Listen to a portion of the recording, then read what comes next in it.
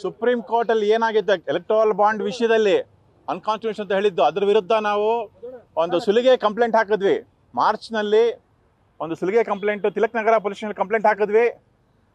ತದನಂತರ DCP south East ಅವರಿಗೂ complaint ಹಾಕಿದ್ವಿ. ಆದರೆ ಅದ್ರ ಮೇಲೆ ಏನೂ ಆಕ್ಷನ್ ಆಗಲಿಲ್ಲ. ಸೊ ನಾವು ಅದರಿಂದ ಧೃತಿಗೆಡಲಿಲ್ಲ.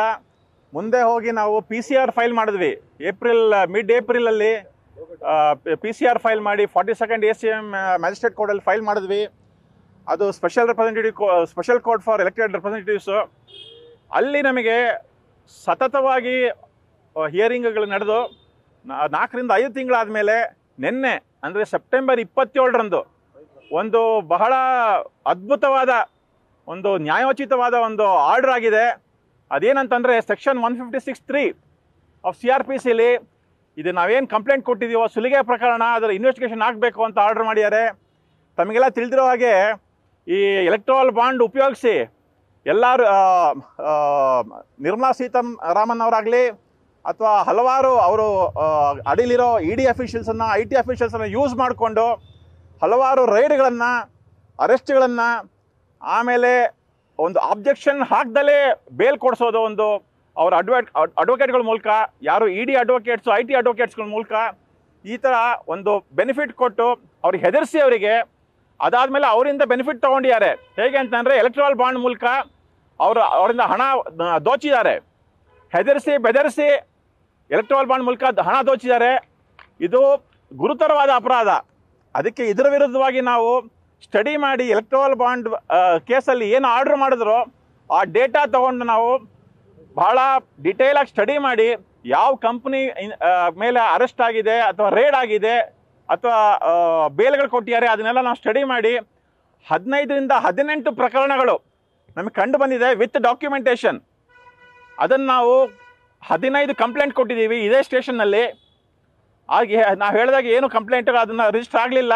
ಅದಕ್ಕೆ ಒಂದು ಕಂಪ್ಲೇಂಟ್ ತೆಗೆದುಕೊಂಡು ಅದನ್ನು ನಾವು PCR ಮಾಡಿ ಇದು ತಪ್ಪು, ಇದು ಮೇಲ್ನೋಟಕ್ಕೆ ಇದು ಅಪರಾಧ ಕಂಡು ಬಂದಿದೆ ಅಂತ ಕೋರ್ಟ್ ಹೇಳಿದ್ದನ್ನು ನಾವೀಗ ಘಂಟಾಘೋಷವಾಗಿ ಹೇಳ್ತಾ ಇದ್ದೀವಿ. ಅದರಿಂದ ಈಗ ಇವತ್ತು ಇಲ್ಲಿನ ಇನ್ಸ್ಪೆಕ್ಟರ್ ಅವರು FIR ಮಾಡಿದ್ದಾರೆ. ತ್ವರಿತಗತಿಯಲ್ಲಿ FIR ಮಾಡಿ ಇದಕ್ಕಿರೋ ಈ ವಿಷಯಕ್ಕಿರೋ ಒಂದು ಮಹತ್ತರವಾದ ಒಂದು ವಿಷಯವನ್ನು ತಿಳಿದುಕೊಂಡು ಅದನ್ನು ಇವತ್ತು FIR ಮಾಡಿರೋದು ಒಂದು ಸಂತೋಷದ ಸಂಗತಿ ಅಂತ ಹೇಳ ಬಯಸ್ತೇನೆ. ನೋಡಿ, ಇದು 8,000 ಕೋಟಿ ಅಂತ ಟೋಟಲ್ ಇದೆ.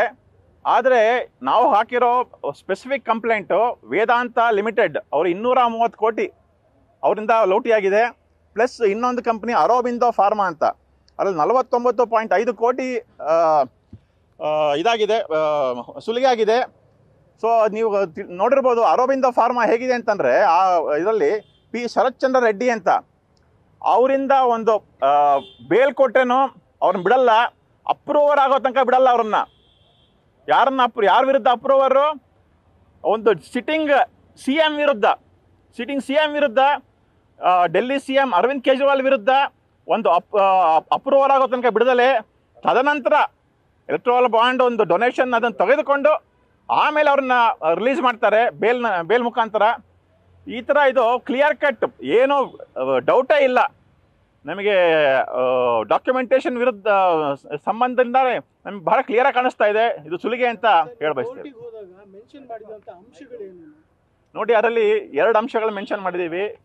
ಒಂದು 2 ಕಂಪ್ನಿ ಮೇಲೆ ವಿರುದ್ಧ ಪ್ರಕಾರ ಮೆನ್ಷನ್ ಮಾಡಿದ್ದೀವಿ. ಅದರಲ್ಲಿ ಏನಂತಂದರೆ ಹೆದರಿಸಿ ED ಅಫಿಷಿಯಲ್ಸನ್ನು ಬಿಟ್ಟು IT ಅಫಿಷಿಯಲ್ಸ್ ಬಿಟ್ಟು ಹೆದರಿಸಿ ನಾನು ನಾಳೆ ನಿಮ್ಮನ್ನು ರೇಡ್ ಮಾಡ್ತೀವಿ, ಸೊ ನಾಳೆ ನಿಮ್ಮನ್ನು ಅರೆಸ್ಟ್ ಮಾಡಿಸ್ತೀವಿ, ಅಥವಾ ನಾಳೆ ನಿಮ್ಮನ್ನು ನಮಗೆ ಬೇಲ್ ಅರೆಸ್ಟ್ ಆದಮೇಲೆ ನಿಮ್ಗೆ ಬೇಲ್ ಕೊಡಲ್ಲ, ಸೊ ಆಗಬೇಕು ಅಂತ ನೀವು ನಮಗೆ ಇಷ್ಟು ದುಡ್ಡು ಕೊಡಲೇಬೇಕು, ಹೆಂಗೆ ಎಲೆಕ್ಟ್ರಲ್ ಬಾಂಡ್ ಮೂಲಕ ಅಂತ ಹೆದರಿಸಿ ಬೆದರಿಸಿ ದುಡ್ಡು ತೊಗೊಂಡಿದ್ದಾರೆ. ಈ ವಿಷಯ ಆ್ಯಕ್ಚುಲಿ ಆಚೆ ಬರ್ತಿರಲಿಲ್ಲ. ಸುಪ್ರೀಂ ಕೋರ್ಟು ಈ ಆದೇಶ ಆದಮೇಲೆ ಇದು ಆಚೆ ಬಂದಿದ್ದು. ಇಲ್ಲ ಅಂತಂದರೆ ಇದು ಮುಚ್ಚೋಗ್ತಾ ಇತ್ತು. ಎಲ್ಲರೂ ಅಂದ್ಕೊಂಡಿದ್ದು ಏನಂತ ಅಂತಂದರೆ ಯಾರು ತಪ್ಪು ಮಾಡಿ ಯಾರೋ ಇದರಲ್ಲಿ ಅಪರಾಧಿ ಅಕ್ಯೂಸ್ ಯಾರಿದ್ದಾರೋ ಅವರೇ ಅಂದ್ಕೊಂಡಿದ್ರು ಅಂತಂದರೆ ಇದು ಆಚೆ ಬರಲ್ಲ. ಯಾಕೆ ಅಂದರೆ ಸುಪ್ರೀಂ ಕೋರ್ಟ್ ಯಾವತ್ತೂ ಆರ್ಡ್ರ್ ಮಾಡಲ್ಲ ಅಂತ ಒಂದು ಧೈರ್ಯದಲ್ಲಿದ್ದರು. ಆದರೆ ಅವರಿಗೆ ಅನ್ಫಾರ್ಚುನೇಟ್ಲಿ ಇಲ್ಲಿಂದ ನಮ್ಮ ಪ್ರಜೆಗಳಿಗೆ ಫಾರ್ಚುನೇಟ್ಲಿ ಇದು ಒಂದೊಳ್ಳೆ ಆರ್ಡರ್ ಬಂತು, ಎಲ್ಲ ಆಚೆ ಬಂದುಬಿಡ್ತು. ಅದರಿಂದ ಈ ಥರ ಒಂದು ಪ್ರಕರಣ ಆಚೆ ಬಂದಿದೆ. Thank you so much. News first ನಿರ್ಭೀತಿಯಿಂದ ನಿಮ್ಮ ಪರವಾಗಿ.